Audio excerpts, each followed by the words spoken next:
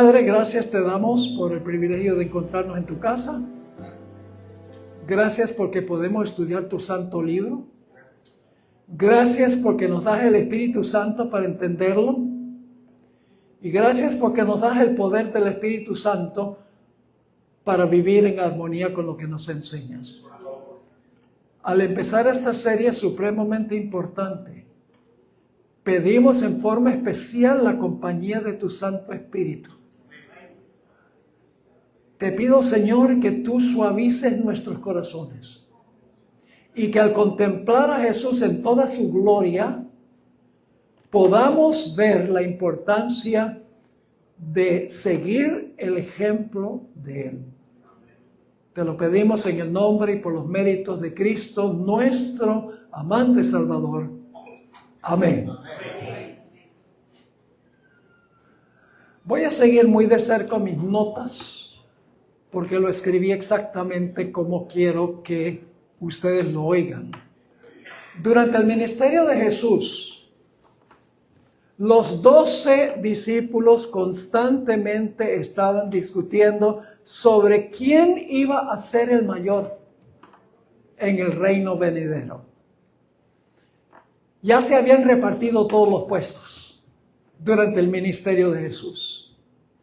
Cada vez que ellos discutieron sobre esto, el Señor Jesucristo los reprendió, enseñándoles que el secreto de la verdadera grandeza no es codiciar el puesto más alto, sino estar dispuesto a descender para ocupar el puesto más bajo. Pero Jesús no solo enseñó en cuanto a la virtud de la humildad. En el aposento alto, el día antes de su muerte, Él dio una demostración práctica, realizando uno de los actos más serviles, repugnantes y humillantes de los siervos. Para ejemplificar lo que Él enseñaba, el maestro se humilló, inclinándose a lavar los pies de sus propios discípulos.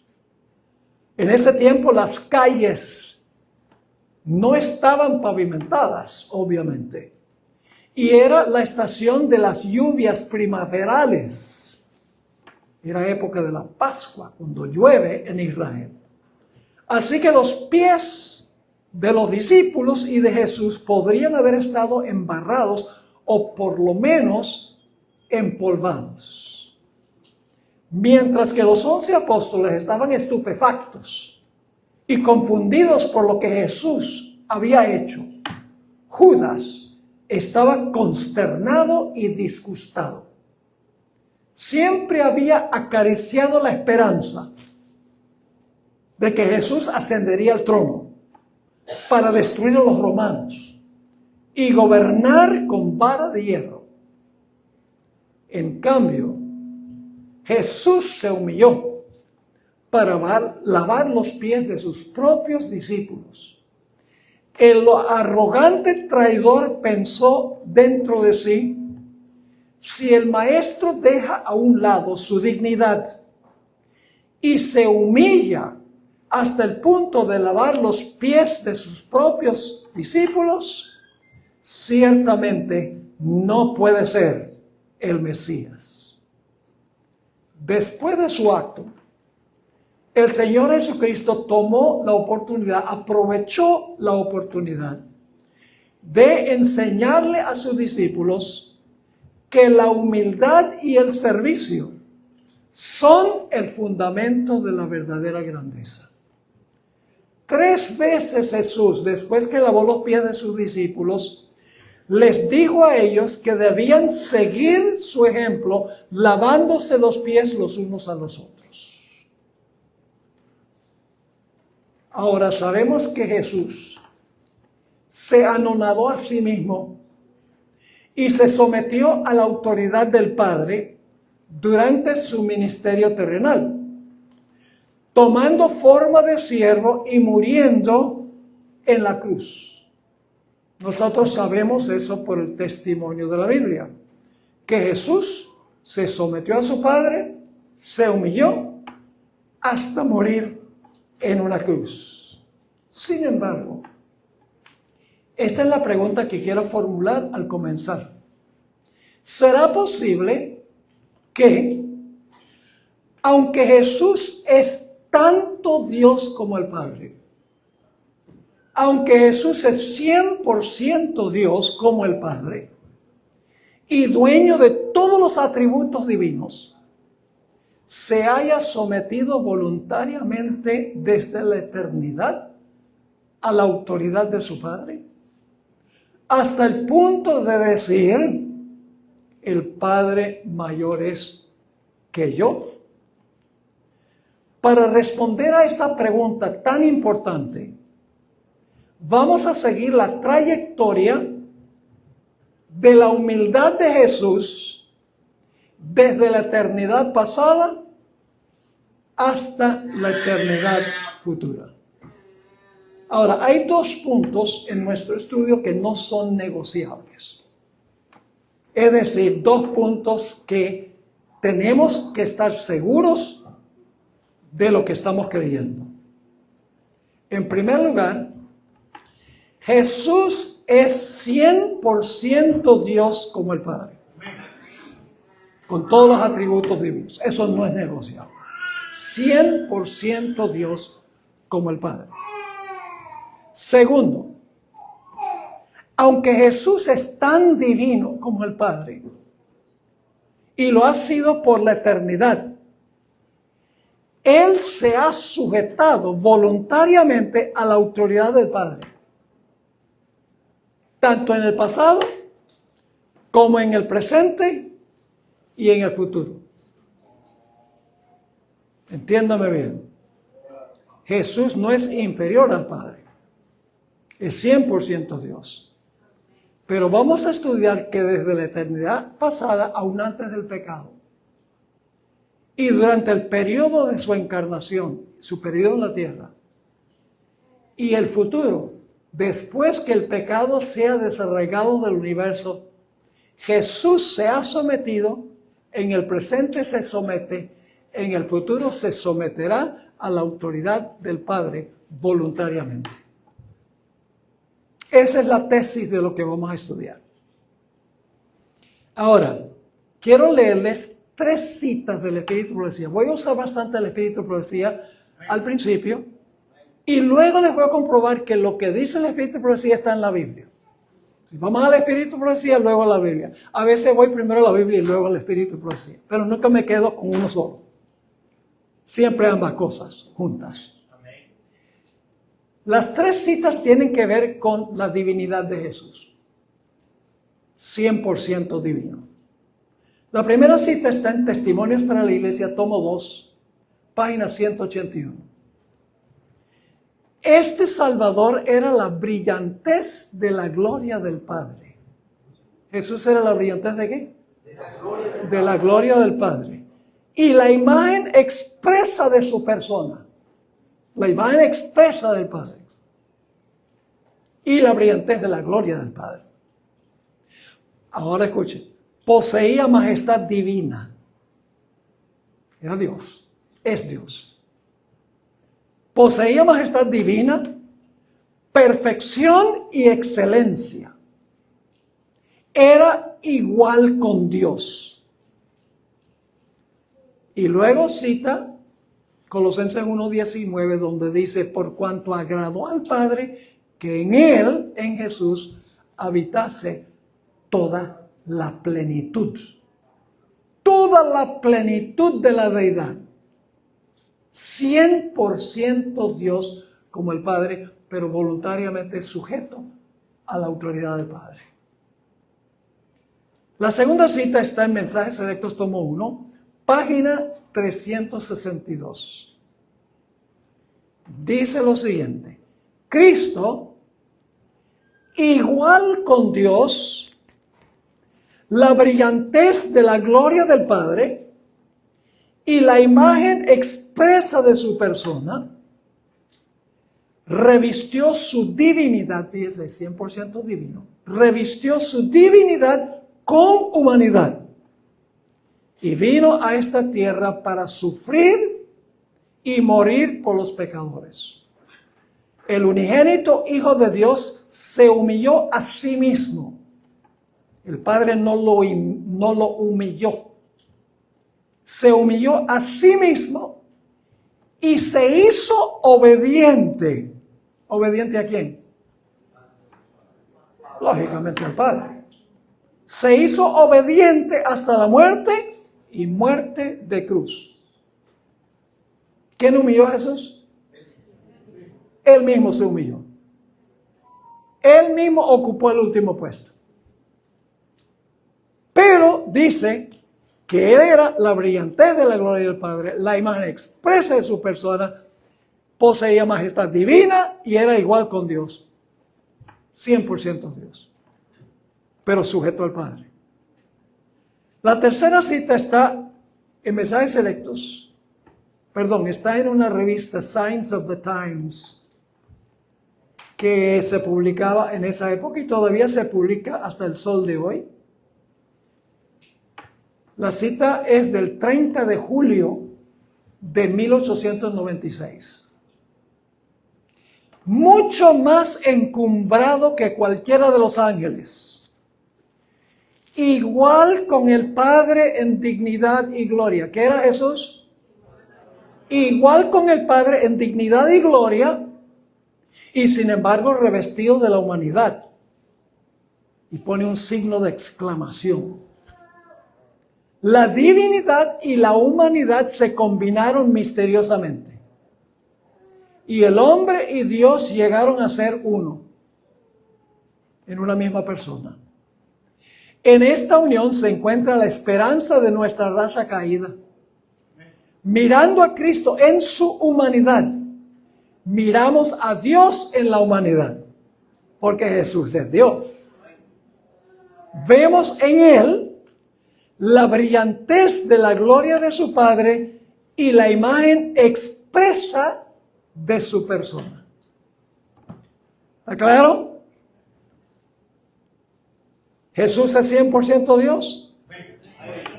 No cabe duda alguna. La hermana Guay es clara. Ahora, la pregunta clave es, antes del pecado, ¿quién tomó la iniciativa en la creación? Esta noche vamos a hablar de la creación y de eventos que ocurrieron antes de la creación en este mundo. Antes del pecado, ¿quién tomó la iniciativa para crear? Bueno, el libro de Génesis nos dice que el Padre tomó la iniciativa en la creación. Y ustedes dicen, ¿dónde dice eso? Génesis 1:26 dice, hagamos al hombre a nuestra imagen, conforme a nuestra semejanza. Alguien le está hablando a alguien. ¿Correcto? ¿A quién le estaba hablando el Padre? Esa es la pregunta clave. ¿Estaba hablando consigo mismo? No. El espíritu de profecía dice explícitamente que el Padre le estaba hablando a su Hijo. Más adelante le voy a leer unas citas que dice eso. Es digno de notar que el Padre, quien elaboró el plan, le delegó al Hijo la responsabilidad de ejecutarlo. Es decir, el Padre le estaba hablando al Hijo cuando dijo, hagamos al hombre a nuestra imagen conforme a nuestra semejanza. De modo que el Padre tomó la iniciativa y le compartió únicamente al Hijo el plan de la creación. A más ningún ser en el cielo. Esta consulta del Padre con el Hijo llenó de envidia y celos a Lucifer y le infundió el deseo de ascender. Este fue el primer ejemplo en la historia universal de un ser que quiso ascender y como resultado tuvo un descenso precipitoso. El profeta Isaías lo relata. Noten Isaías 14, 12 al 15. Y quiero que noten aquí las direcciones del compás que se describen en el versículo. Este personaje no estaba satisfecho con la posición que tenía. Estaba enojado porque el Padre favorecía a Jesús. Y fíjense lo que dice Isaías. ¿Cómo caíste? ¿Qué dirección es eso? ¿Para arriba o para abajo? Para abajo. ¿Cómo caíste del cielo, oh lucero, hijo de la mañana? Cortado fuiste por tierra, es decir, de allá para acá. Tú que debilitabas las naciones. Ahora, ¿por qué cayó? ¿Por qué es que cayó del cielo? ¿Por qué tuvo esa dirección hacia abajo cuando estaba arriba? Sigue diciendo. Tú que decías en tu corazón, subiré al cielo. En lo alto. Junto a las estrellas de Dios levantaré mi trono. Y en el monte del testimonio me sentaré a los lados del norte, sobre las alturas de las nubes, subiré y seré semejante al Altísimo. Quiso subir. ¿Y cuál fue el resultado? Sigue diciendo, mas tú derribado eres hasta el Seol, a los lados del abismo. El que se exaltare será humillado. Él no quiso humillarse, se exaltó y por lo tanto cayó. ¿Están viendo este asunto? El que se ensalza, Dios lo humilla. Y el que se humilla, Dios lo ensalza. Ahora, permítame leerles esa cita de la hermana White sobre la envidia que tuvo Lucifer. Porque el Padre consultó a Jesús en la creación, pero no consultó a Lucifer. Y eso llevó a envidia y celos. Dice en Primeros Escritos, página 145. Pero cuando Dios dijo a su Hijo, ahora sabemos quién le estaba hablando a quién. ¿Quién es ese Dios? Cuando Dios dijo a su Hijo, el Padre. Hagamos al hombre a nuestra imagen. Satanás sintió celos de Jesús. La batalla no es entre Lucifer y el Padre. Indirectamente sí, porque Lucifer estaba enojado de que el Padre favoreció a Jesús, pero sentía envidia de la posición de Jesús. Sigue diciendo, pero cuando Dios dijo a su Hijo, hagamos al hombre a nuestra imagen, Satanás sintió celos de Jesús. Deseó que se le consultase acerca de la formación del hombre. Y porque esto no se hizo, se llenó de envidia, celos y odio. Deseó recibir los más altos honores después de Dios, es decir, después del Padre, en el cielo. Así fue que se originó la infección del pecado en el cielo, antes que el pecado tuviera su comienzo en la tierra. Ahora, algunas cosas que yo voy a decir van a ser sorpresivas. Pero lo voy a documentar con el Espíritu Profecía. Y les pido que por favor no deben de venir después de esta noche. Porque en las presentaciones subsiguientes hay más evidencia todavía. La tesis es esta. Aunque Jesús es 100% Dios, desde la eternidad pasada Jesús voluntariamente se ha sujetado al Padre. Lamentablemente nosotros pensamos que sujeción es inferioridad. Eso es lo que pensó Lucifer. Que estar sujeto es ser inferior. Jesús dijo, cuando uno se sujeta, ese es el más grande. Y cuando uno no se sujeta, ese es el más pequeño. Está sujeta a mí. Ahora, escuchen bien, continuamos la historia. Cuando Lucifer cuestionó la posición de Jesús en el cielo, escuchen bien, el Padre convocó una reunión del Concilio Celestial, que se compone de los ángeles y los representantes del universo que nunca pecaron. Todavía la tierra no había sido creada. Y el propósito de esa reunión era que el Padre explicara la relación entre el Padre y el Hijo. El Espíritu de Profecía nos da una descripción profunda de la iniciativa del Padre, la sumisión y humildad del Hijo, la envidia de Lucifer y la reunión del Concilio Celestial que convocó al Padre. Y yo voy a leer la descripción que da la sierva del Señor. Se encuentra en el libro Patriarcas y Profetas, página 14. Y a medida que voy leyendo la cita, yo voy a hacer algunos comentarios. El Padre obró por medio de su Hijo. ¿Cómo obró el Padre? Por medio de su Hijo en la creación de todos los seres celestiales. ¿Quién creó a los ángeles? El Padre por medio del Hijo.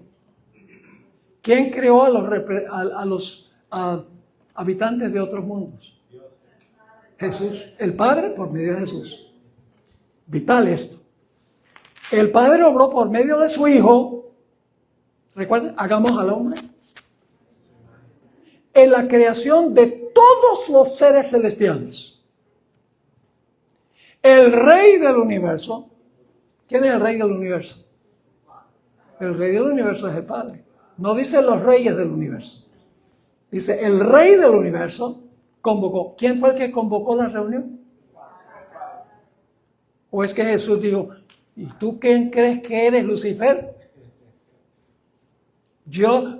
Tú puedes creer que yo soy como cualquier otra criatura. Yo no soy una criatura, yo soy Dios, así que pórtate bien. Jesús podría haber explicado, pero voy a dejar que el Padre explique.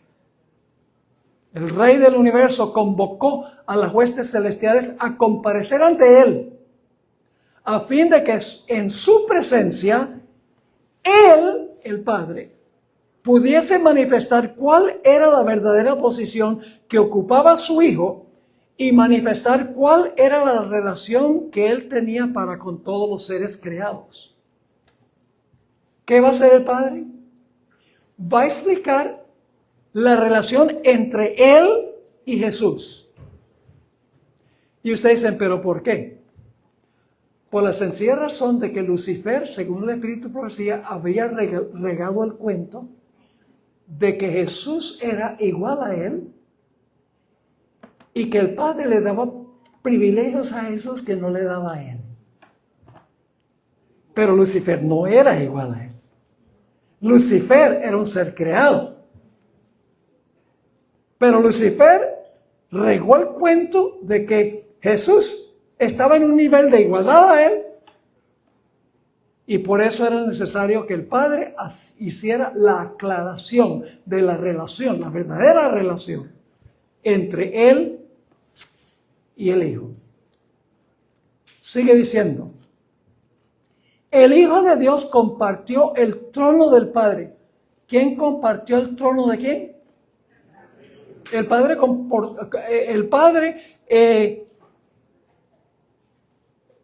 compartió el trono con el Hijo o el Hijo con el Padre. El Hijo con el Padre. El Hijo con el Padre. El Hijo de Dios compartió el trono del Padre y la gloria del Ser Eterno. ¿Quién es el Ser Eterno? El Padre. Y la gloria del Ser Eterno, quien existía por sí mismo, cubrió a ambos. ¿Cuál gloria cubrió a ambos? La gloria del Padre. Interesante. Recuerden que Jesús es 100% Dios. Eso no es negociable. No se me pongan nerviosos. Cuando terminemos esto, ustedes van a entender el origen del mal, el sacrificio de la deidad, como nunca lo han entendido antes. Se los aseguro. El Hijo de Dios compartió el trono del Padre y la gloria del Ser Eterno, quien existía por sí mismo, cubrió a ambos. Alrededor del trono se congregaron los santos ángeles. Interesante, que fueron creados por Jesús. Él creó a todos los seres celestiales, ¿sí o no? Una vasta e innumerable muchedumbre, millones de millones. Y los ángeles más elevados, como ministros y súbditos, se regocijaron en la luz que de la presencia de la deidad caía sobre ellos. Ante los habitantes del cielo reunidos, el rey, ¿quién es el rey? El Padre, ella lo identificó como el rey del universo. El rey declaró, ahora él va a explicar la posición. ¿Quién va a explicar la posición de quién? El Padre, la del Hijo. Así que dice, el rey declaró que ninguno excepto Cristo, el Hijo unigénito de Dios, podía penetrar en la plenitud de sus propósitos. Y que a él, a Jesús, le estaba encomendada la ejecución de los grandes propósitos de su voluntad. Los grandes propósitos de la voluntad de quién debía ser Jesús. Los del Padre. Estoy inspirado, ese es el Espíritu profético. Sigue diciendo, el Hijo de Dios había ejecutado la voluntad del Padre en la creación de todas las huestes del cielo. ¿Quién creó todas las huestes del cielo? Cristo. Pero los propósitos eran propósitos ¿de quién? Del Padre. ¿Quién resalta aquí? El Padre. El Padre está resaltando aquí. ¿Qué? ¿Porque Jesús es inferior? No, porque Jesús se ha sujetado a la voluntad del Padre. Desde antes del pecado. Sigue diciendo, el Hijo de Dios había ejecutado la voluntad del Padre en la creación de todas las huestes del cielo. Y a Él, así como a Dios, es decir, al Padre, debían ellos tributar homenaje y lealtad. Como eran leales al Padre, debían ser leales al Hijo también. Cristo había de ejercer aún el poder divino en la creación de la tierra y sus habitantes. ¿Quién creó la tierra y sus habitantes?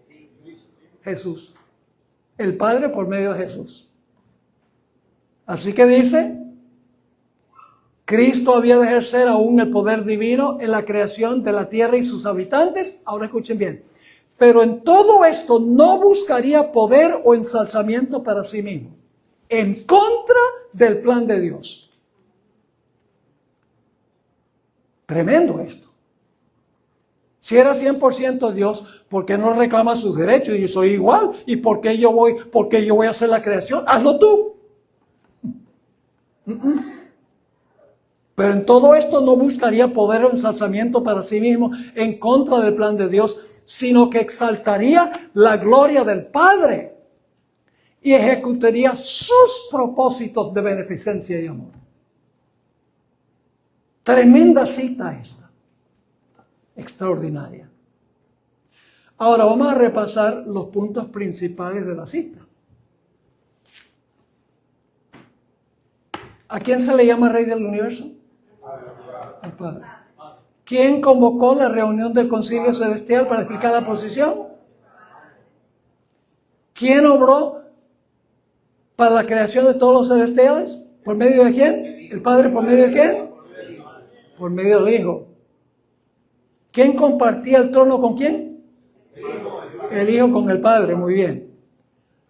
¿La gloria de quién cubrió a los dos? La gloria del Padre. ¿Quién ofreció la explicación de la relación entre uno y el otro? El Padre explicó la posición del Hijo. ¿Quién ejecutaba la voluntad del otro? El Hijo del Padre. ¿Quién fue el creador de la tierra y todos sus habitantes? ¿Quién fue el creador de todos los seres celestiales? El Hijo. Pero el Hijo como instrumento ¿de quién? Del Padre. Y luego dice que no buscó poder o ensalzamiento para sí mismo en contra del plan del Padre, sino que exaltó la gloria del Padre y ejecutó sus propósitos. Tremendo concepto. Y la mente pecaminosa nuestra dice, ¿y por qué Jesús hizo todo lo que el Padre le decía? Si es 100% Dios, ¿por qué no reclama sus derechos? Por eso pecó Lucifer. ¿Sí o no? ¿Jesús tenía algún problema con todo lo que dice aquí del Padre? Ningún problema. ¿Sabe que esto me recuerda a lo que pasa a veces en juntas de nombramiento? Cuando un individuo no lo eligen de anciano, de primer anciano que pensaba que debía ser, él dice, ¿y ese quién cree que es? Yo puedo hacer el trabajo también como él o mejor que él. Ya aplicándolo a un nivel eclesiástico. Es el espíritu de Lucifer. Ahora, quiero leerles otra cita de la hermana White que da detalles adicionales. Esta cita se encuentra en el libro Historia de la Redención, página 13. Historia de la Redención, página 13. Dice, el gran creador, está hablando de la misma reunión celestial del concilio. El gran creador convocó a las huestes celestiales. ¿Quién es el gran creador que convocó a las huestes celestiales? El Padre. ¿Y con qué propósito? No solo para explicar la posición de él. Sigue diciendo, para conferir honra especial a su Hijo en presencia de todos los ángeles. ¿Quién le confirió honor a quién? El Padre al Hijo, muy bien. El Padre y el Hijo, ambos son 100% Dios. Yo sé que algunos están pensando, entonces el pastor no cree que Jesús es Dios. Yo creo que Jesús es 100% Dios. En términos de su divinidad es 100% Dios como el Padre. Pero se ha sujetado a la voluntad del Padre.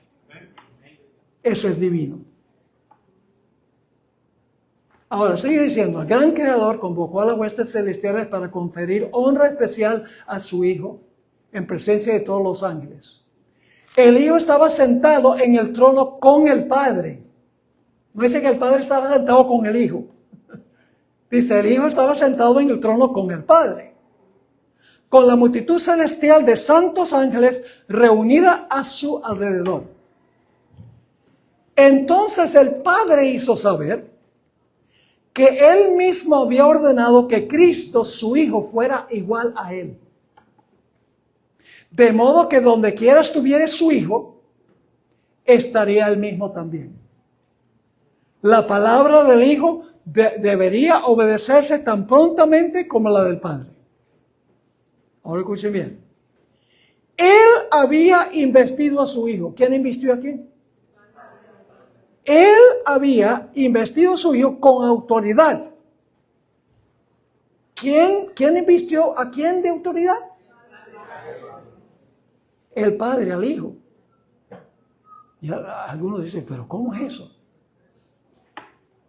Me adelanto un poquito a lo que vamos a estudiar más adelante.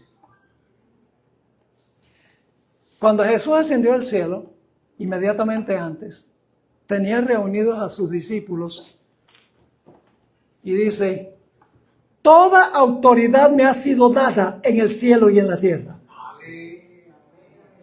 ¿Quién es el único que le podía haber dado la autoridad? El Padre.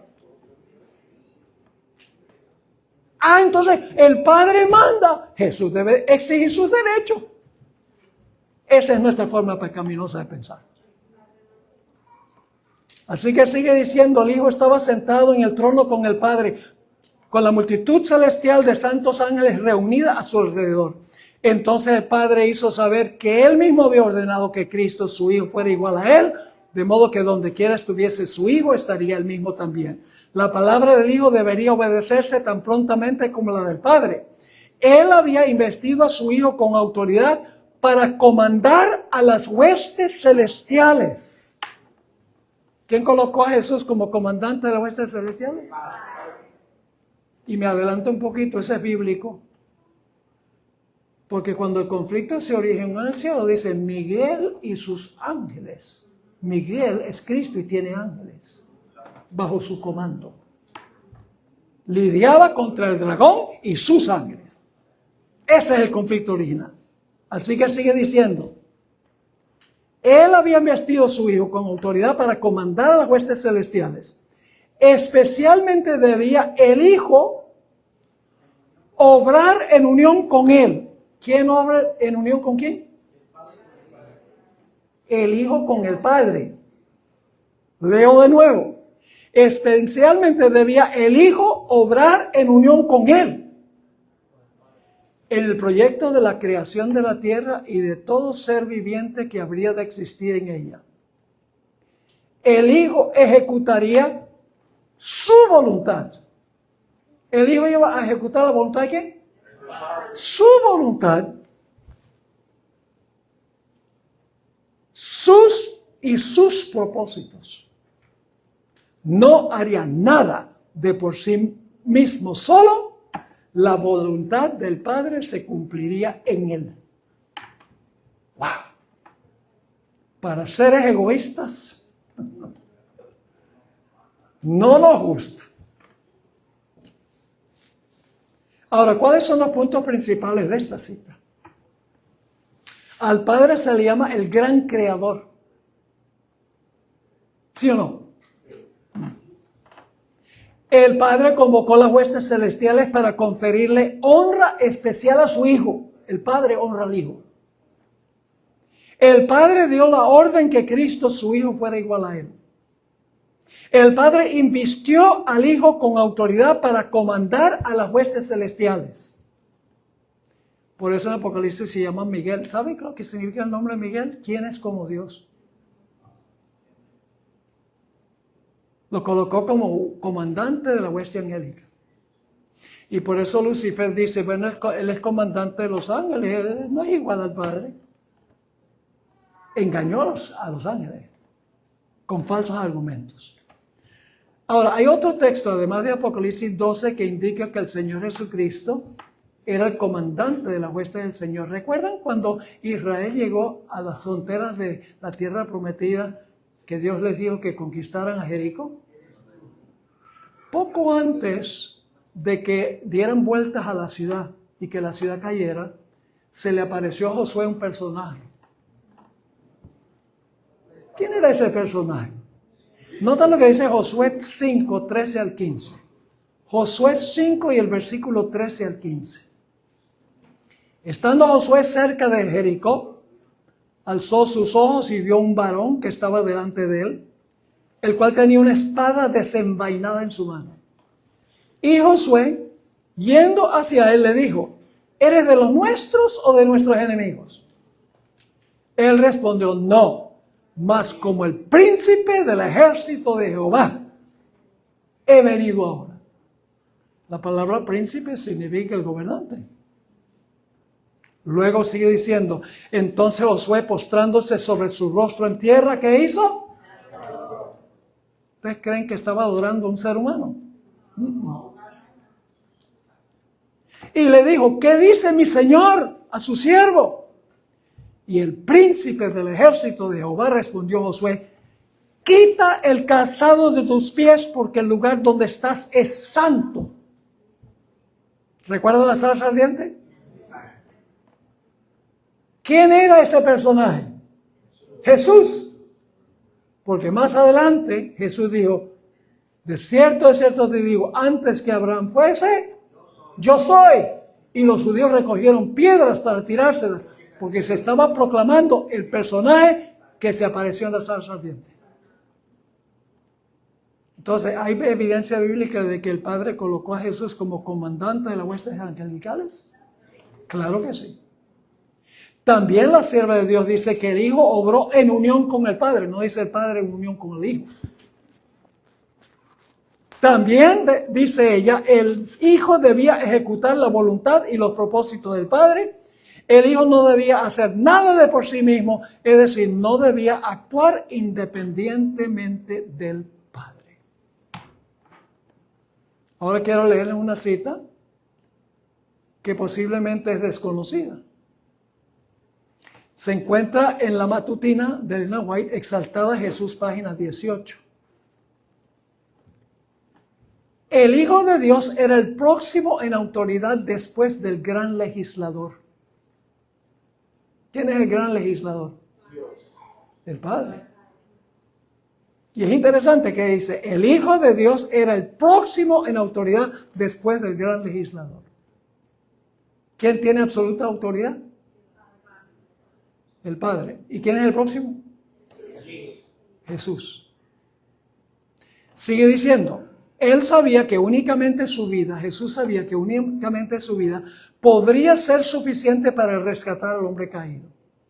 Su valor estaba tan por encima del hombre como su carácter noble e inmaculado y su posición de comandante de las huestes celestiales se encontraban por encima de las obras humanas. Él era la imagen expresa de su Padre. Fíjense, el Padre no es la imagen expresa del Hijo. El Hijo es la imagen expresa del Padre. Y luego dice, era la imagen expresa de su Padre, no solo en rasgos externos, porque a veces la gente cree que el Padre es como una nube, como un fantasma, inmaterial, un espíritu. Pero la sierva de Dios dice que el hombre fue creado física, mental y espiritualmente a imagen de Dios. Así que dice, era la imagen expresa de su Padre, no solo en rasgos externos, sino también en la perfección de su carácter. ¿Saben lo que significa lo que es la palabra griega? Imagen expresa. Es la palabra griega carácter. Se usa solo para Jesús. La palabra regular que se usa para imagen no es esa. Se usa solo para Jesús. La palabra carácter significa la imagen expresa. Ningún otro ser es la imagen expresa. Ahora, quiero preguntar esto.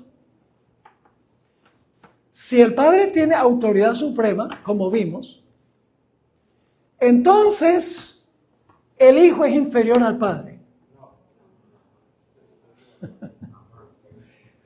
Tiene diferente función, pero no es inferior. Lo que pasa es que nosotros pensamos que la sujeción es inferioridad. Así pensó Lucifer. Yo no me voy a sujetar. Yo voy a ascender. Yo voy a tomar el puesto de él. Ahora yo pregunto, ¿quién tiene autoridad absoluta en los Estados Unidos de América? El presidente. Así que el vicepresidente es inferior al presidente.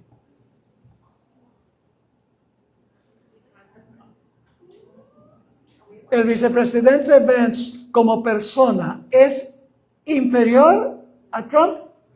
No. ¿Está sujeto a Trump? Sí. Pero nada más porque es inferior no significa que, siendo que está sujeto al presidente, no significa que es inferior al presidente. Es decir, como personas, ninguno es inferior al otro, porque ambos son humanos. Y lo mismo sucede en la economía divina. El Hijo como persona es 100% Dios como el Padre, pero funcionalmente, voluntariamente se ha sometido al Padre. Desde la eternidad pasada. Ya lo vimos en estas dos citas del Espíritu Profecía. Ahora, volvamos otra vez a lo que mencioné sobre la rebelión de Lucifer en el cielo. Voy a repetir esto por una razón muy especial. Las citas del Espíritu de Profecía que mencioné hace unos momentos tienen el firme respaldo de las Escrituras. Como ya vimos, Génesis 1:26 describe a dos personas que participaron en la creación y uno de los dos tomó la iniciativa. El Padre dijo, hagamos. No es el Hijo que dice, hagamos. El Padre dice, hagamos al hombre a nuestra imagen conforme a nuestra semejanza. Y como vimos, esto fue lo que despertó en Lucifer los celos y la envidia y el odio. Porque llegó hasta el punto de odio contra Jesús. Ahora quiero leerles una cita muy interesante sobre el asunto de la creación de todo lo que existe en el universo. Esta cita se encuentra en Patriarcas y Profetas, el primer capítulo, la segunda página del primer capítulo de Patriarcas y Profetas. Es una cita tremenda. El soberano del universo no estaba solo en su obra de beneficencia. ¿Quién es el soberano del universo? El Padre. Dice, el soberano del universo no estaba solo en su obra de beneficencia. Tuvo un asociado. Uno que obraba juntamente con él. El que podía apreciar sus designios, es decir, los designios del Padre, y que podía compartir su regocijo, el regocijo del Padre, al brindar felicidad a los seres creados. Y luego da la hermana Guay de esta cita. En el principio era el Verbo, y el Verbo era con Dios, y el Verbo era Dios. Este era en el principio con Dios. Juan 1, 1 y 2. Y luego dice esto. Cristo, la palabra, el unigénito de Dios, era uno con el Padre eterno. Uno en naturaleza, en carácter y en propósitos. Era el único ser que podía penetrar en todos los designios y los propósitos de Dios. El único. Ahora escuchen. El Hijo de Dios, hablando de sí mismo, declara, Jehová me poseía en el principio de su camino, ya de antiguo, antes de sus obras. Eternalmente tuve el principado. Cuando establecía los fundamentos de la tierra, con él estaba. Yo ordenándolo todo, y fui su delicia todos los días, teniendo solaz delante de él en todo tiempo. ¿Ven la cercanía entre un personaje y otro? Estaban juntos antes de la creación. Ahora, vamos a ver la evidencia bíblica de este asunto. Vayan conmigo a Génesis 1:1. Génesis 1:1. Vamos paso a paso. Lento pero seguro. Génesis 1:1. Versículo corto. 3 elementos de este versículo quiero subrayar. En el principio es el primer concepto. Creó, Segundo concepto. Dios, creó Dios, cielo y tierra. Es decir, hay 3 puntos. En el principio, Dios creó. Ahora, escuchen. La palabra Dios aquí está en plural. Elohim. Lo cual insinúa con sutileza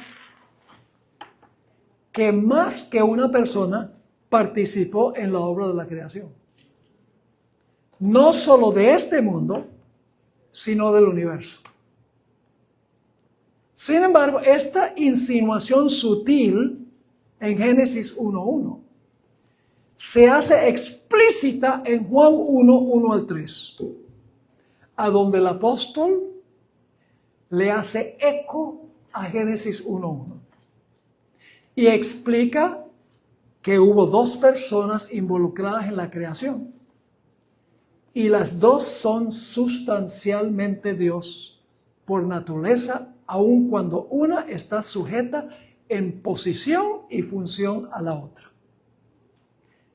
Ahora escuchen bien. Es decir, una de las 2 personas diseña el plan y el otro trae el plan a la existencia. Uno hace su trabajo por medio del otro. Fíjense lo que dice Juan 1:1 al 3. Tiene los mismos elementos de Génesis 1:1. En el principio, ¿eso está en Génesis 1:1? Era el verbo. Ahora, yo no sé por qué traduce verbo. Esta palabra aparece 330 veces en el Nuevo Testamento. Y casi en todos los casos se traduce palabra. En inglés, word. In the beginning was the word. En el principio se debe traducir, en el principio era la palabra. Y la palabra estaba ¿qué? Entonces hay más que uno. Porque yo no puedo estar con uno y ser ese mismo uno. Y el verbo era con Dios y el verbo era ¿qué? Eso está en Génesis 1:1. En el principio Dios, aquí dice, la palabra es Dios. Y en Génesis 1:1 dice, creó los cielos y la tierra. Y aquí dice, este era en el principio con Dios. Todas las cosas por Él fueron hechas. Y sin Él nada de lo que ha sido hecho fue hecho. ¿Quién fue el creador? El creador fue por el Padre, por medio del Hijo. ¿Han leído alguna vez el Salmo 33 y el versículo 6? Ahora estamos mostrando que la Biblia está en armonía con lo que dice, con lo que leímos del Espíritu de Profecía. ¿Qué dice el Salmo 33 y el versículo 6 y el versículo 9? Por la palabra de Jehová fueron hechos los cielos, y todo el ejército de ellos por el aliento de su boca. ¿Qué quiere decir todo el ejército de los cielos? ¿Qué es todo el ejército de los cielos? Los ángeles y los seres de los mundos. Así que dice, por la palabra de Jehová fueron hechos los cielos y todo el ejército de ellos. Leímos en el Espíritu de Profecía que el Hijo creó a todos los seres celestiales. ¿Lo leímos, sí o no? Aquí está. Y luego dice en el versículo 9, porque Él dijo, para decir hay que hablar, ¿sí o no? ¿O es que una persona dice sin hablar? No. Él dijo y fue hecho. Él mandó y existió. ¿Quién fue el que dijo y fue hecho? ¿Y quién fue el que mandó y existió? Jesús. Dice, ¿cómo es eso? Ahora escuchen esto, lo que voy a leer ahora es extraordinario. Elena White nos dio un par de declaraciones profundas y perspicaces en cuanto al Padre y Cristo la palabra. La hermana White entendió que el que desarrolló el plano arquitectónico fue el Padre. En su mente. Y Cristo, la palabra del Padre, habló los pensamientos del Padre y la existencia. El Padre pensó el plan y Cristo, que es capaz de leer la mente del Padre, implementó el plan. El Padre obró por medio del Hijo. El Padre era el arquitecto y el Hijo el albañil. Y dice, ¿cómo, pastor? ¿Será? Fíjense estas dos citas del hermano White. La primera se encuentra en el manuscrito 77, 1899. Lo que es el habla al pensamiento, pensamos luego ¿qué? Hablamos, más nos vale. Pensamos y luego hablamos lo que pensamos, ¿sí o no? Así que dice, lo que es el habla al pensamiento es Cristo con el Padre invisible. Él es la manifestación del Padre y es llamado la palabra de Dios. El Padre piensa y el Hijo implementa los pensamientos del Padre en acción. Hay una cita aún más explícita que esta. En la matutina, Hijos e Hijas de Dios, página 23. La hermana White pregunta, ¿quién es Cristo? Es el Hijo unigénito del Dios viviente.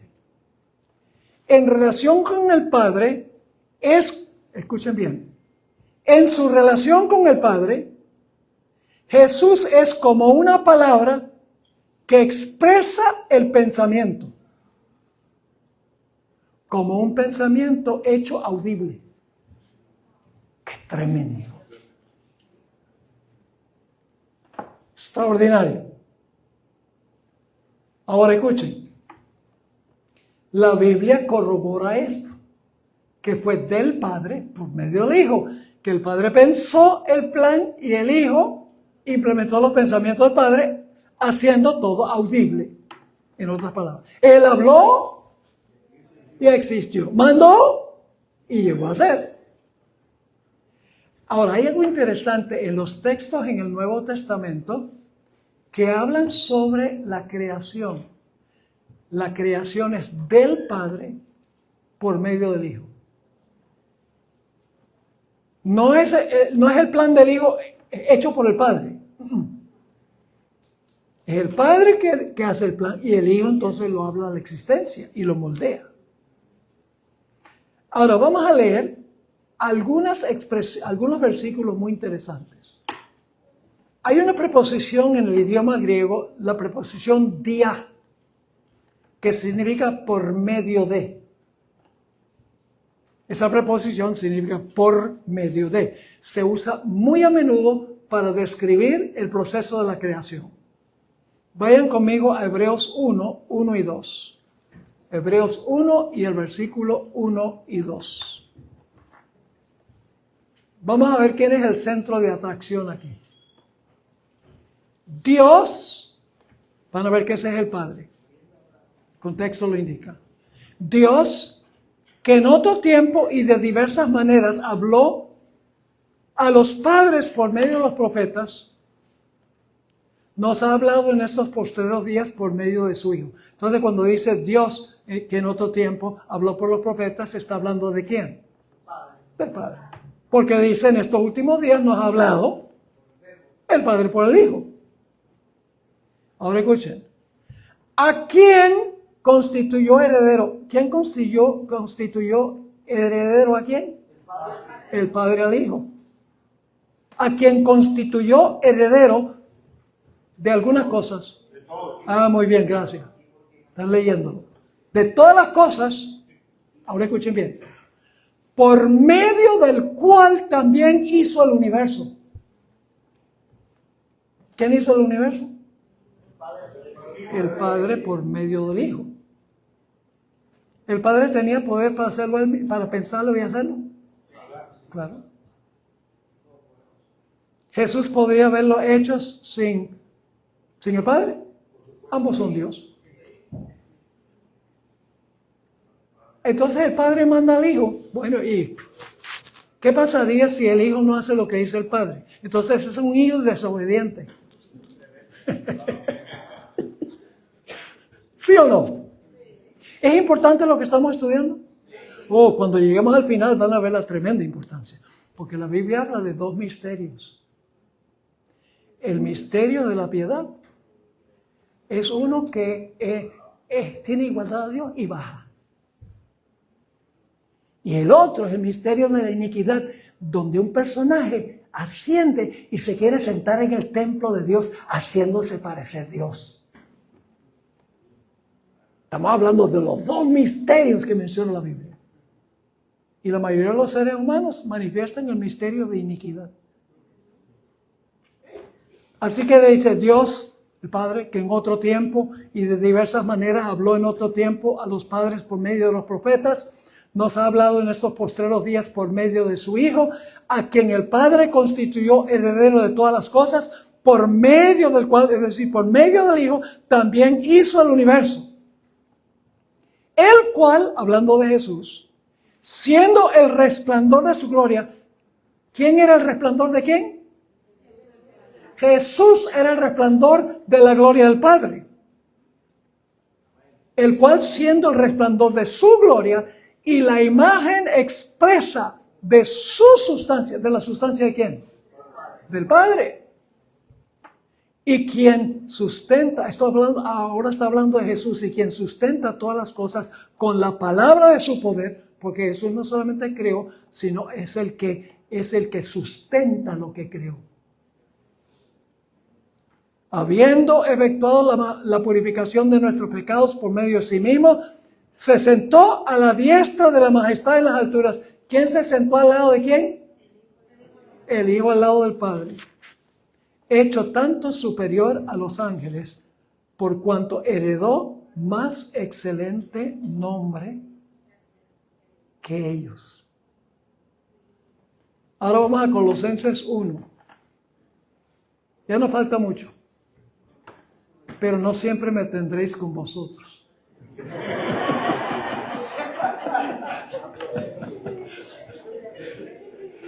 Colosenses 1, 16, 17. Otra vez la preposición dia. Hablando de eso, dice, Él es la imagen del Dios invisible. El primogénito de toda creación. Y los testigos de Jehová se enredan con esto. Porque dice que Jesús es la imagen del Dios invisible y el primogénito de toda creación. Entonces, un primogénito es el primero que nace. Así que Jesús fue la primera criatura del Padre. Así dicen los testigos. Pero tenemos que entender que la palabra primogénito se usa en dos sentidos en la Biblia. Un sentido literal y un sentido figurado. Físicamente Jesús fue el primogénito de María. Así se usa la palabra primogénito. Pero también se usa la palabra primogénito para expresar a una persona que es preeminente. Por ejemplo, la Biblia dice que David era el primogénito de Dios, pero David era el último hijo físicamente. La Biblia dice que Jacob o Israel era el primogénito de Dios, pero Jacob nació de segundo. También. Así que cuando dice aquí, Él es la imagen, hablando de Jesús, la imagen de Dios, la imagen expresa, ya vimos, en Hebreos. El primogénito de toda creación está hablando de la preeminencia de Jesús sobre la creación. Ahora escuchen el versículo 16. Porque en Él, ¿en quién? En Cristo, fueron creadas algunas cosas.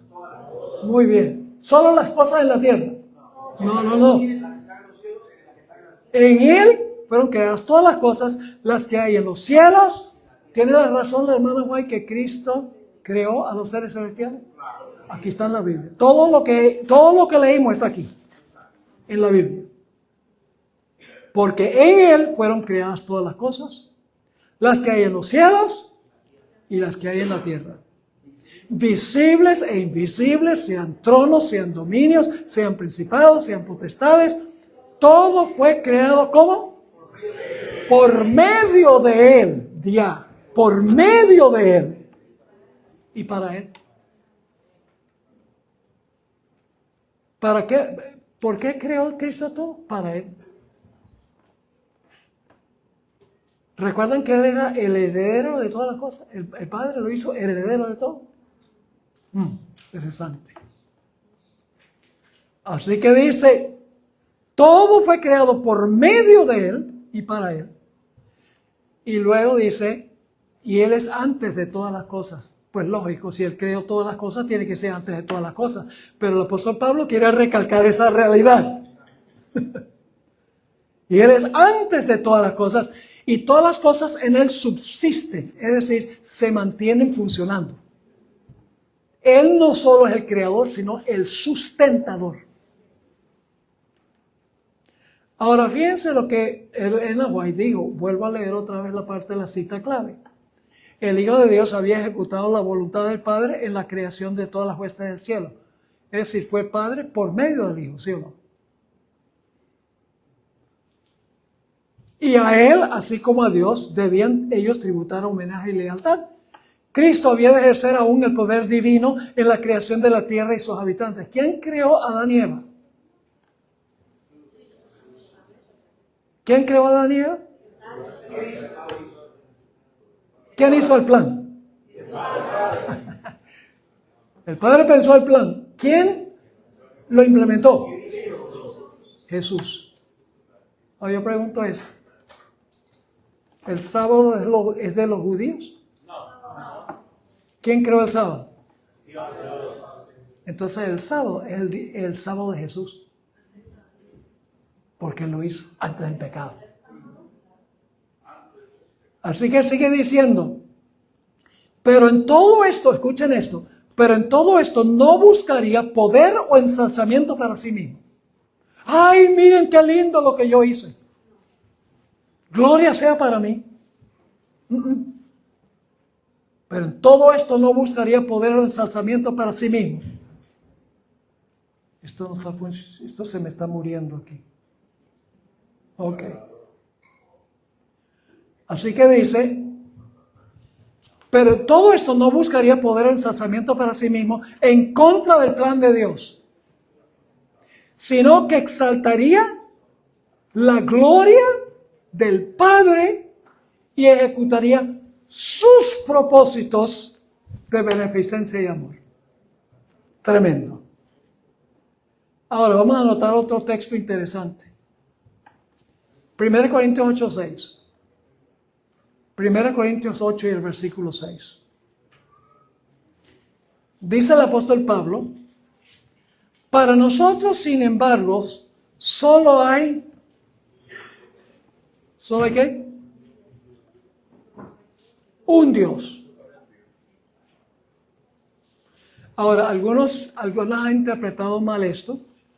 Dice, pues si hay un solo Dios, entonces solamente el Padre es Dios, el Hijo no es Dios.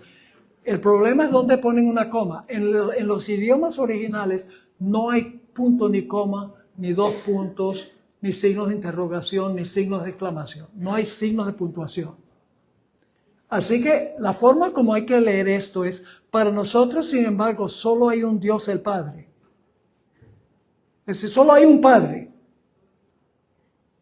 No dice, solo hay un Dios, el Padre, sino solo hay un Dios, el Padre, del cual proceden todas las cosas. ¿De dónde procede todo? Del Padre. Y nosotros somos para Él.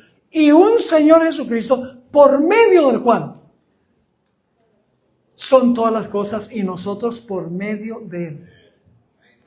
Del Padre por medio de Hijo. ¿Recuerdan la cita de la hermana White donde ella dice que Dios tuvo un asociado? Ahora vamos a tratar un punto más y terminamos por esta noche. ¿Le ha quedado claro? ¿Desde cuándo está sujeto Jesús a la voluntad del Padre? ¿Desde antes del pecado? Sí, porque había colocado a Jesús para comandar los ángeles. ¿Estaba sujeto Jesús al Padre desde la eternidad pasada? Sí. Y por eso él es menos Dios. Por eso es inferior al Padre. No. Y déjeme agitar las aguas aquí un poquito. La Biblia dice a las esposas, sujetaos a vuestros maridos. Significa entonces que la esposa es inferior al esposo. ¿Están en un nivel de igualdad como seres humanos? ¿Puede uno estar sujeto al otro sin ser inferior? Ese argumento de que porque dice, mujeres, sujetaos a vuestros maridos, que la mujer es inferior, no sirve. Y escuchen bien, maridos, tengo un mensaje para ustedes también. El texto dice, maridos, amad a vuestras mujeres, ¿sí o no, hermana? Cuando el esposo ama a la esposa no tiene ningún problema en sujetarse. Es cuando el esposo se torna un dictador. Yo creo que si el padre en la deidad hubiera sido un dictador, Jesús, no. ¿Están entendiendo esto? Sujeción no es inferioridad. Ahora, hay un texto que deja la impresión de que el Padre fue el creador. Apocalipsis 4:11. Este es nuestro último texto que vamos a tratar esta noche. Apocalipsis 4:11. El contexto es que el Padre está sentado en su trono solo. Les voy a dar nada más el contexto, no vamos a leer los versículos, sino el 11. El Padre está sentado en su trono, está rodeado de querubines y serafines, está rodeado de los 24 ancianos que son los representantes de los mundos que nunca pecaron. Y están entonando un himno glorioso, exaltando al que está sentado en el trono, exaltando al Padre porque es el creador. Pero ¿qué hace la hueste angélica cantando un himno en honor al Padre, el creador? ¿Acaso Jesús no fue el creador? Claro que sí. Pero la cosa es que tenemos nosotros que leer con cuidado. Nota lo que dice Apocalipsis 4:11. Ellos están cantando, Señor, digno eres de recibir la gloria y la honra y el poder, porque tú creaste todas las cosas. Amén, Padre fue el creador. Muchas gracias, muchas gracias. Y por tu voluntad existen y fueron creadas. ¿Me están entendiendo o no?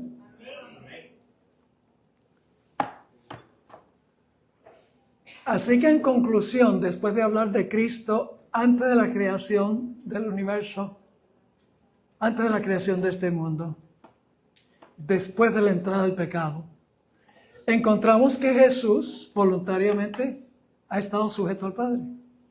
Voluntariamente. Por lo tanto, la evidencia irrefutable de la Biblia y del Espíritu Profecía es que Jesús fue el creador de todas las cosas en el cielo y en la tierra, por voluntad del Padre y para la gloria del Padre, no de sí mismo. Ahora, no se pierdan el próximo emocionante episodio mañana, porque ahora mañana vamos a hablar de la entrada del pecado del mundo a esta tierra. Y cómo Jesús compareció ante su Padre, escuchen bien, para pedir permiso para venir a redimir al hombre. ¿Qué? ¿Que Jesús le pidió permiso al Padre? Sí, señor, lo voy a leer en el Espíritu de Profecía, así que no se pierdan el próximo emocionante episodio. El preludio de la crisis y la preparación del escenario mundial. El pensamiento escatológico de Elena de White no comienza con el caos externo, sino con una observación aguda sobre la decadencia moral y espiritual de la sociedad y de las instituciones religiosas. Según sus escritos, el tiempo del fin se caracteriza por una forma de piedad que carece totalmente de poder transformador. Ella describe con una prosa densa y solemne cómo las iglesias protestantes del mundo, al alejarse de los pilares de la Reforma, comienzan a buscar una alianza con el poder civil para imponer sus dogmas. Este proceso de apostasía no es repentino, es un deslizamiento lento pero firme hacia una mentalidad donde la libertad de conciencia es sacrificada en el altar de la supuesta seguridad nacional y la restauración de los valores familiares. White advierte que el mundo verá una confederación de poderes que antes eran antagónicos. El protestantismo apóstata extenderá su mano a través del abismo para estrechar la mano del poder romano, y juntos, bajo la influencia de un espiritismo moderno que imita los milagros de Dios, formarán una estructura de control que presionará a los gobiernos del mundo para legislar en asuntos de fe. En el ámbito social, White describe las grandes ciudades no solo como centros de comercio, sino como focos de una maldad concentrada que recuerda a los días de Noé y de Lot. Ella visualiza cómo el Espíritu de Dios se va retirando gradualmente de la tierra, dejando a la humanidad a merced de sus propios impulsos destructivos. Esta retirada divina se traduce en un aumento de la violencia irracional, conflictos laborales insolubles y una acumulación de riqueza en pocas manos mientras las masas sufren. Para la autora, los desastres naturales que hoy llamamos fenómenos climáticos son, en realidad, las primeras gotas de los juicios divinos y, al mismo tiempo, las herramientas de Satanás para infundir temor. Ella explica que el enemigo de las almas utiliza la destrucción de la naturaleza para culpar a los hijos de Dios, argumentando que las calamidades son el resultado de la desobediencia al domingo, preparando así el terreno psicológico para la persecución de quienes insisten en la validez de los 10 mandamientos originales. La preparación del pueblo de Dios ante este panorama debe ser, según White, una obra de reforma radical del carácter. Ella insiste en que no se puede entrar en la crisis final con un carácter manchado por el egoísmo o la complacencia. El concepto de santidad en sus escritos finales no es una abstracción mística, sino una disciplina diaria de renuncia al yo y estudio profundo de las Escrituras. Ella describe cómo muchos que profesan ser creyentes serán zarandeados y caerán fuera de la fe porque nunca conocieron realmente a Dios. Su religión era una cuestión de conveniencia o emoción, no de convicción arraigada en la roca. Este proceso de zarandeo es doloroso pero necesario, pues la Iglesia debe ser purificada antes de recibir el poder de la lluvia tardía. White subraya que el tiempo de relativa paz que aún disfrutamos es una oportunidad comprada con sangre para que cada individuo decida de qué lado del conflicto se ubicará, pues no habrá terreno neutral cuando la tormenta estalle con toda su furia. Finalmente, esta primera etapa de los eventos finales culmina con el surgimiento de una unión global sin precedentes. White analiza la profecía de Apocalipsis 13 con un detalle asombroso, identificando a los Estados Unidos como la potencia que liderará el movimiento para crear la imagen de la bestia. Ella describe como una nación que fue fundada sobre los principios de libertad civil y religiosa cambiará su voz, hablando como un dragón y ejerciendo todo el poder de la primera bestia en su presencia. Esta transformación política es el catalizador que activa la ley dominical universal. Para Elena White, este no es un evento meramente político, es el clímax de una guerra cósmica que comenzó en el cielo. La insistencia en la ley humana por encima de la ley divina es el desafío final de la criatura contra el Creador, y es el punto de no retorno que divide a la humanidad en dos grupos claramente definidos. Aquellos que llevan la marca de la autoridad humana y aquellos que, a pesar del hambre, el boicot económico y las amenazas de muerte, mantienen la integridad de su fe. El sello de Dios, la marca de la bestia y el decreto de muerte. En la cosmovisión de Elena de White, el conflicto final no es una disputa sobre teorías teológicas abstractas, sino una confrontación directa sobre la autoridad de la ley de Dios. Ella detalla con precisión que el sello de Dios no es una marca visible o un chip físico, sino un asentamiento en la verdad, tanto intelectual como espiritualmente, de tal modo que el creyente sea inamovible. Este sello está intrínsecamente ligado a la observancia del cuarto mandamiento, el sábado, el cual White identifica como el memorial de la creación y la señal de la soberanía divina. La autora sostiene que, al final de los tiempos, el sábado será la piedra de toque de la lealtad. Aquellos que, a pesar de la presión social y legal, decidan honrar el día que Dios santificó, están reconociendo su derecho como creador y legislador supremo del universo. Por el contrario, la marca de la bestia representa la sumisión a una autoridad que se ha levantado en oposición directa a Dios. White explica que esta marca se recibe cuando, después de haber sido iluminados con la verdad y comprendiendo las implicaciones del conflicto, los hombres eligen obedecer las leyes de los gobiernos humanos que exigen la observancia del domingo. Según su narrativa, el domingo es un día festivo institucionalizado por el papado y adoptado por un protestantismo que ha perdido su brújula bíblica. White es enfática al aclarar que nadie tiene la marca de la bestia todavía, esta solo se impone cuando la ley dominical. I don't blame you for living this wish had been enough for you to stay.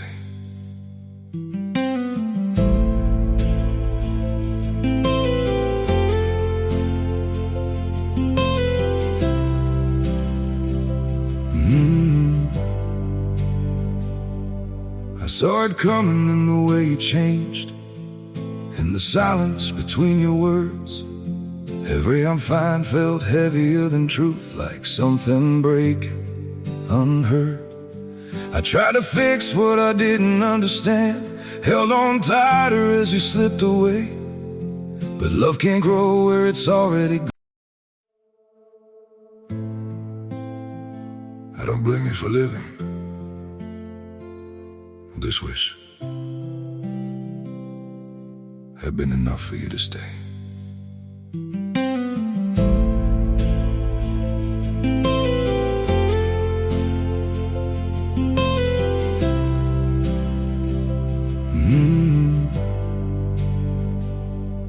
I saw it coming in the way you changed, in the silence between your words. Every I'm fine felt heavier than truth, like something breaking unheard.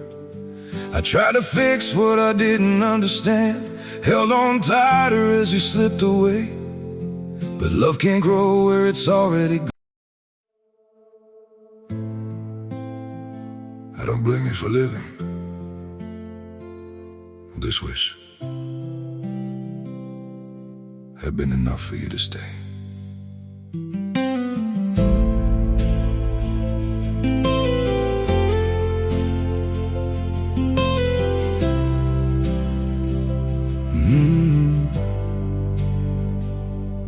I saw it coming in the way you changed, in the silence between your words.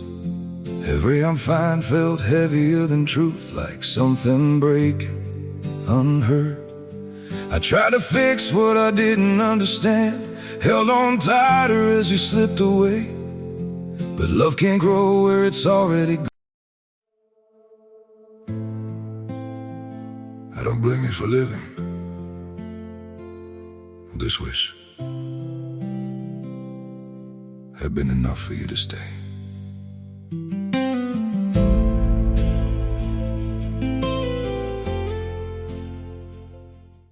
Se convierte en una obligación legal universal y la persona elige conscientemente el camino de la conveniencia terrenal por encima del mandato divino. Este acto de desobediencia voluntaria cierra el destino del individuo, colocándolo bajo la bandera de la rebelión. A medida que la crisis avanza, Guay describe la implementación de un boicot económico global. Utiliza las palabras de las Escrituras para explicar que ninguno pudiese comprar ni vender sino aquel que tuviera la marca. Este es un periodo de prueba extrema para el pueblo de Dios. La autora visualiza a familias siendo despojadas de sus propiedades, sus medios de subsistencia y sus derechos civiles. El objetivo de Satanás en esta etapa es quebrantar la voluntad de los santos a través del hambre y la privación. Sin embargo, ella ofrece consuelo al asegurar que, así como Elías fue alimentado en el desierto, Dios proveerá para su pueblo.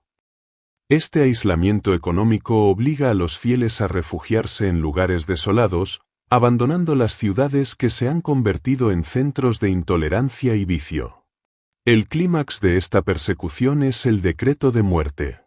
Guay relata visiones donde los poderes de la tierra, frustrados por la resistencia inquebrantable de una minoría que no cede ante la ley dominical, deciden que es mejor que este grupo perezca para que el mundo pueda disfrutar de paz y prosperidad.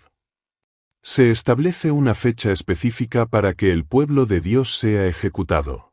Durante este tiempo, los santos experimentan lo que ella llama la angustia de Jacob, una agonía espiritual donde revisan sus vidas buscando cualquier pecado no confesado, temiendo que su intercesor en el santuario celestial haya terminado su obra. Pero su angustia no es por temor a la muerte física, sino por el miedo de deshonrar a Dios o no haber reflejado su carácter perfectamente. En el momento más oscuro, cuando las multitudes enfurecidas se preparan para lanzarse sobre los fieles, la voz de Dios interviene para liberar a su pueblo, sacudiendo los cielos y la tierra.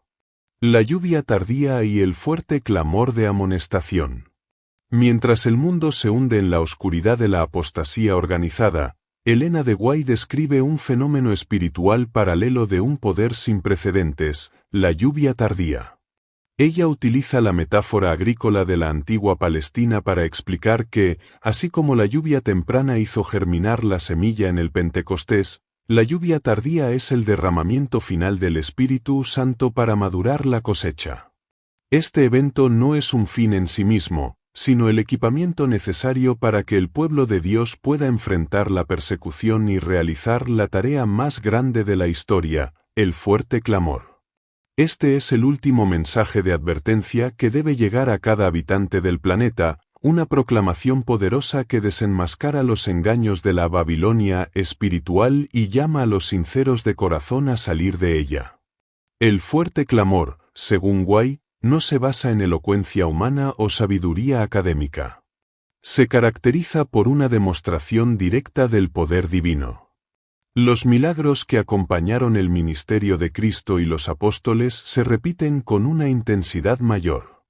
Los enfermos son sanados, los demonios son expulsados, lo más importante, las almas son convencidas de pecado y justicia.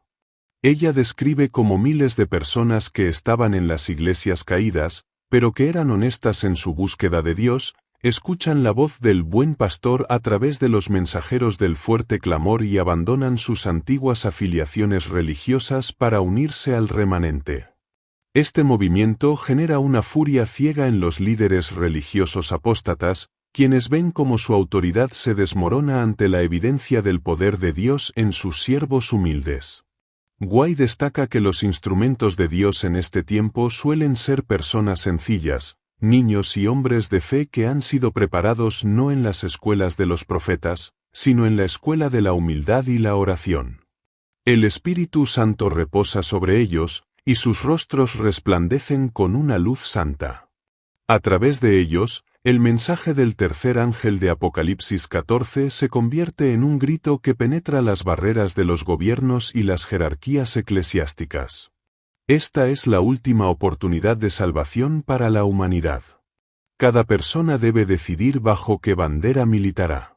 Una vez que este mensaje ha dado la vuelta al mundo y cada individuo ha tenido la oportunidad de comprender y decidir, el propósito de la historia humana llega a su fin. La lluvia tardía ha cumplido su función, ha separado el trigo de la cizaña y ha preparado al pueblo de Dios para la traslación sin ver la muerte. El cierre del tiempo de gracia y el silencio celestial. Describe el cierre del tiempo de gracia como el evento más solemne y pavoroso en la historia de la redención desde la crucifixión de Cristo.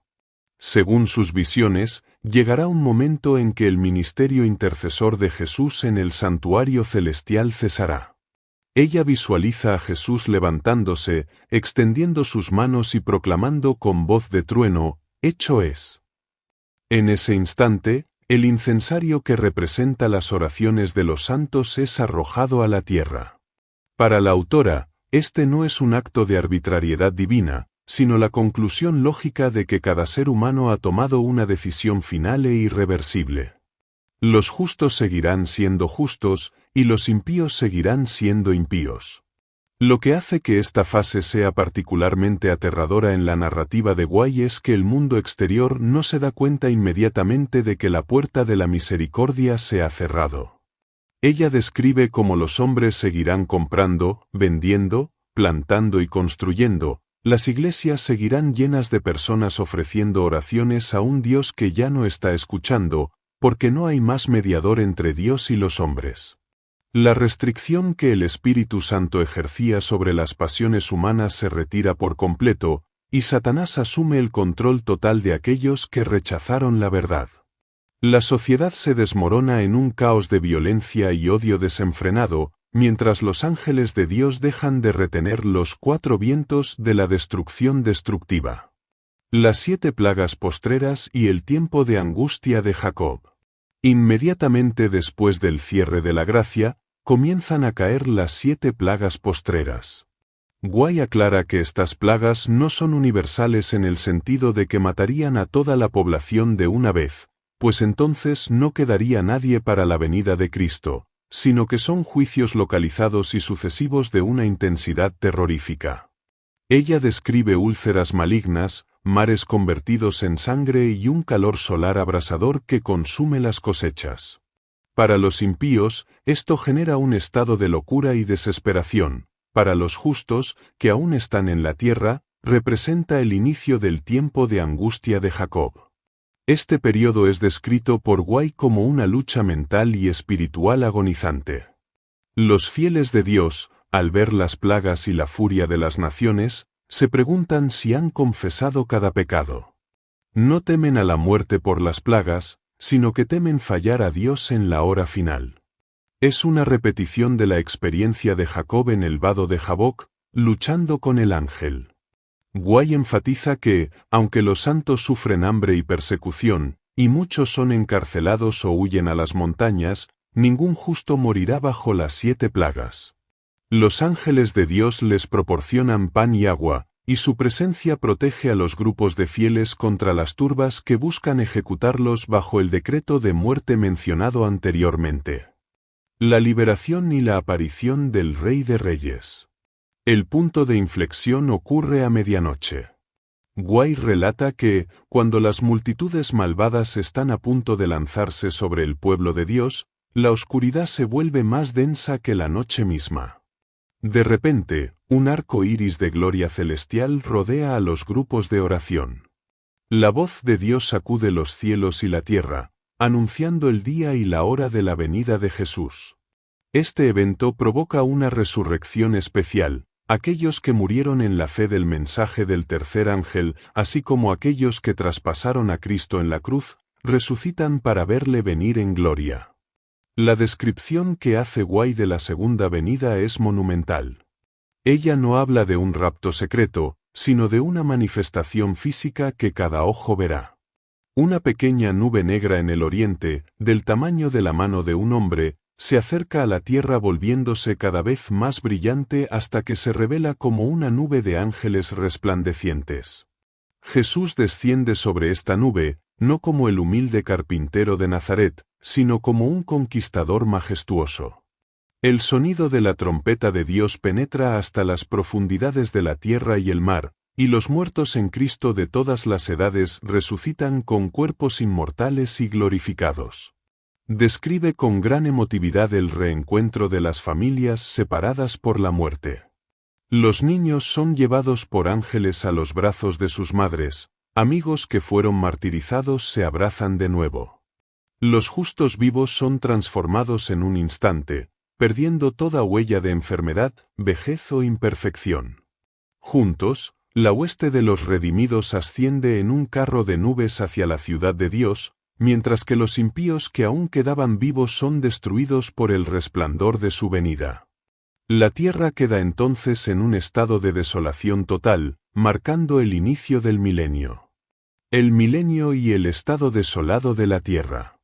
Durante los 1000 años que siguen a la venida de Cristo, la geografía de los eventos finales se traslada al cielo para los redimidos y al abismo desolado para Satanás. Describe este tiempo como el juicio de comprobación. Los santos no están simplemente descansando, están participando en un proceso judicial donde se abren los libros de registro del cielo. Ella explica que los redimidos comprenderán por qué ciertas personas no se salvaron y verán la justicia y la misericordia de Dios manifestadas en cada caso. Este proceso elimina cualquier duda que pudiera quedar en la mente de los seres creados sobre el carácter de Dios. Mientras tanto, en la tierra, Satanás es encadenado por una cadena de circunstancias.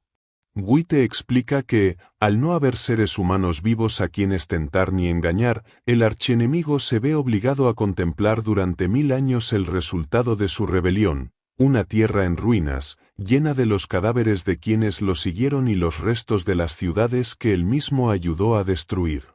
Este es su tiempo de castigo anticipado y reflexión forzada sobre su derrota final. El descenso de la ciudad y la resurrección de los impíos. Al finalizar los 1000 años, describe un evento de proporciones cósmicas, el descenso de la Nueva Jerusalén. Cristo, acompañado por todos los redimidos y la hueste angelical, desciende a la tierra. Witte relata que Jesús se posa sobre el monte de los Olivos, el cual se parte en dos para formar una llanura inmensa preparada para recibir la ciudad de Dios. La ciudad baja del cielo en una gloria resplandeciente, estableciéndose como la capital de la tierra renovada. Sin embargo, antes de que el reino de Dios se establezca definitivamente, ocurre la segunda resurrección, la de los injustos. Al llamado de Cristo, los impíos de todas las edades, desde Caín hasta los que perecieron en su segunda venida, surgen de sus tumbas.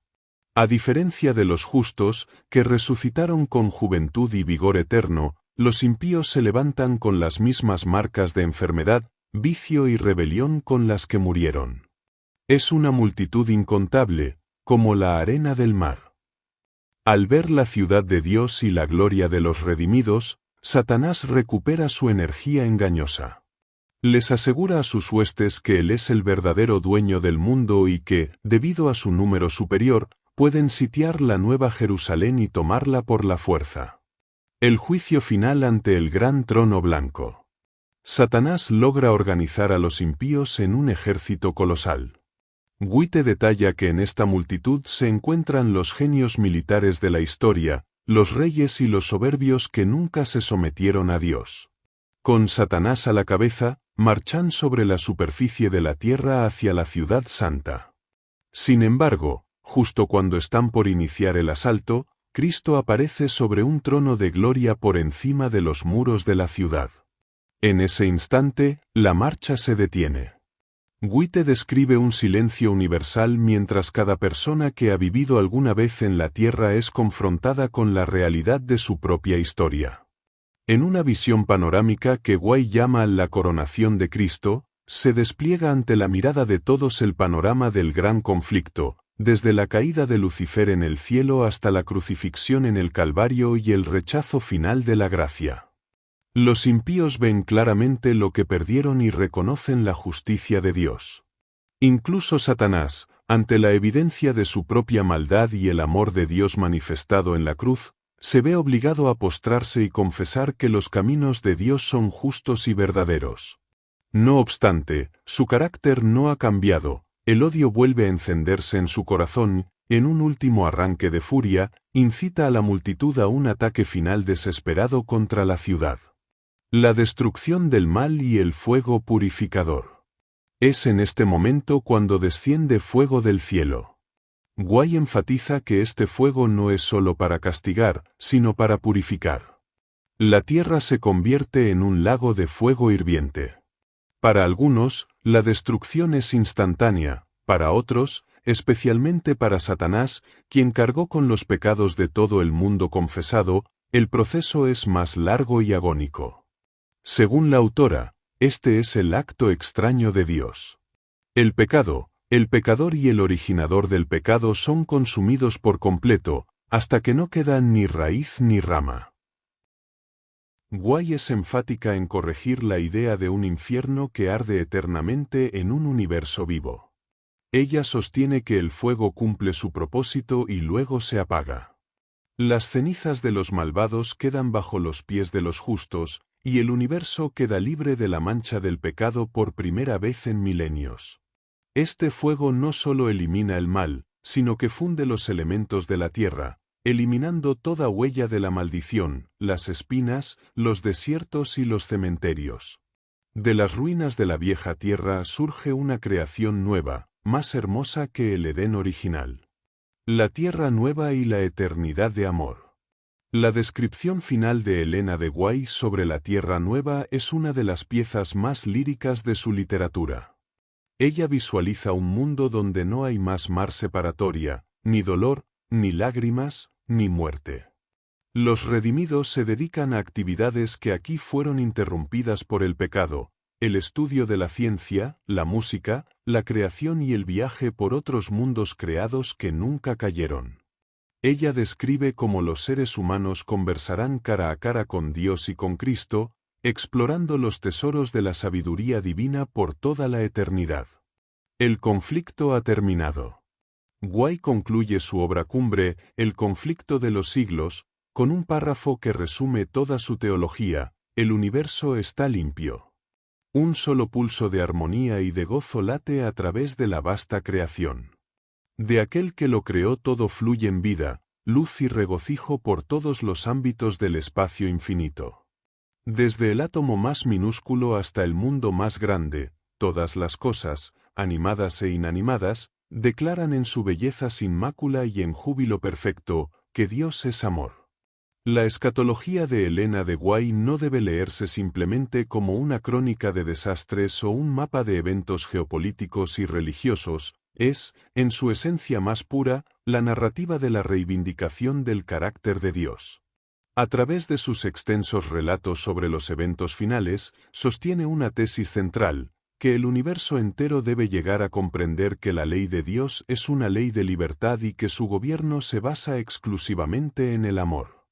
La crisis final, con sus decretos, persecuciones y plagas, no es más que el escenario donde se demuestra que el ser humano, fortalecido por la gracia divina, es capaz de mantener una lealtad inquebrantable a la verdad, incluso cuando todo el sistema del mundo se desploma. Lo que distingue la visión de Guay de otros autores apocalípticos es su enfoque en la preparación del carácter. Para ella, la supervivencia en el tiempo de angustia no depende de refugios físicos o acumulaciones materiales, sino de una comunión tan íntima con Cristo que el individuo llegue a reflejar su imagen a la perfección. La lluvia tardía y el sello de Dios son los símbolos de una humanidad que ha recuperado su dignidad original, santificada y lista para la atmósfera del cielo. El evento del fin no es, por tanto, una tragedia para el creyente, sino la bienaventurada esperanza, el momento en que el exilio del pecado termina y la comunión cara a cara con el Creador se restablece. Finalmente, la conclusión de la historia según Guay es un retorno al origen, pero con una sabiduría ganada a través de la prueba. El fuego que consume el mal no es un acto de venganza cruel, sino una necesidad quirúrgica para limpiar un universo que ha sufrido demasiado. Al desaparecer el pecado, lo que queda es una eternidad de progreso infinito. La tierra nueva no es un estado de quietud mística, sino un campo de exploración, estudio y servicio donde el amor seguirá creciendo sin límites. En la frase final de su obra magna, Guay nos recuerda que, tras el estrépito de las trompetas y el fuego de los juicios, la única verdad que permanecerá vibrando en cada átomo de la creación es que Dios es amor. Esta es la victoria final, El amor ha vencido al miedo, y la vida ha devorado a la muerte para siempre.